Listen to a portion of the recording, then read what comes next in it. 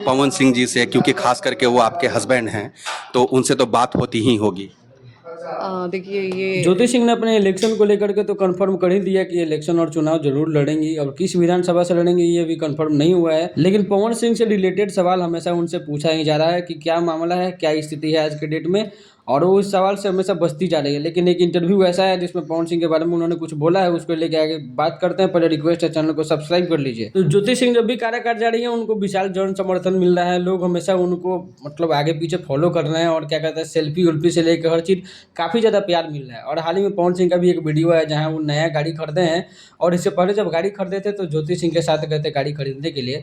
और रिपोर्टर जब सवाल पूछा ज्योति सिंह से पवन सिंह के बारे में, तो उन्होंने साफ मना कर दिया कि इस मैटर पे अभी बात नहीं कर सकते हैं, क्या मामला चल रहा है अंदरूनी, क्या है नहीं है, इस पे भी उन्होंने खुलासा करने की कोशिश नहीं की है।